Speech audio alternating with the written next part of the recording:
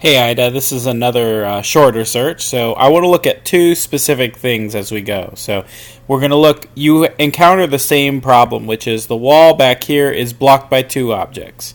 First object is this, the second object is this. Actually, it's the other way. This is the first one, this is the second one. And you handle them, you choose to handle them in different ways. And that's not a bad thing in and of itself, but I do want to come up with consistent strategies that we use. That way we don't distract the dog.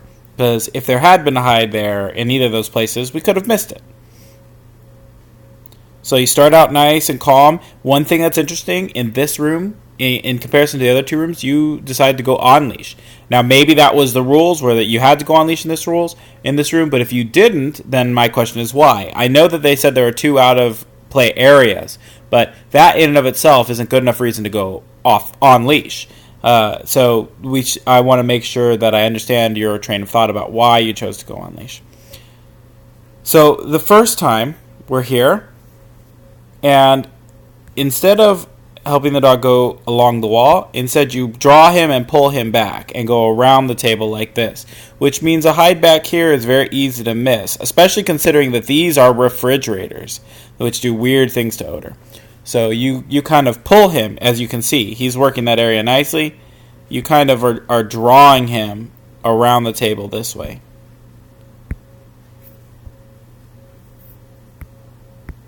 Yeah. Okay, so now we're going to go back to the wall. Good. And we're going to encounter the same problem. But for whatever reason, this one, instead of... Oh, my app is freaking out, sorry. Instead of pulling him this way, you choose instead to wedge back there with him, right? If it had been me, well, probably I would have gone off leash if I could. If I can't go off leash, I would probably have stayed back here, let the dog go on the wall and pass the leash over the table, and I would probably done the same thing here. Let the dog go this way, I stay on the outside and pass the leash over these areas. Or on this one, I might have actually worked the outside first and then gone inside. I'm not going to try to squeeze through here. That's a good way for me to put too much pressure on my dog or do a weird movement that causes a false alert. So he goes in, and that's a difficulty of doing a small dog. And when you go in, you get a little caught. Now, nice thing is that your dogs are really solid and independent, so he doesn't even look back at you, which is great. I think my dog may have false alerted if I had done that.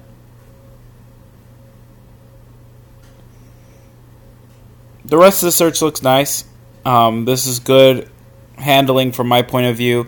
You're doing exactly what I teach my dogs, my handlers to do, with straight walls and corners, and the pacing is nice. You're going a little bit fast. Your dog's not moving nearly as fast as you are. You could have slowed down a little bit, let the dog take more initiative, more lead. You get around that room once and you call finish. It looks pretty darn perfect to me.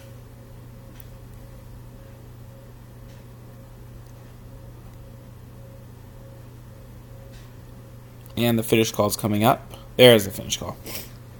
So I would say the main thing I was looking at in this search was how you chose to handle these obstacles.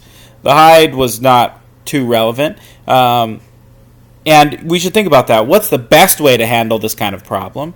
And let's try to consistently do that. And when I choose another choice, make sure it's well executed and for very specific reasons. So let me know if you have any questions about that, and I will get to your, I believe, last video.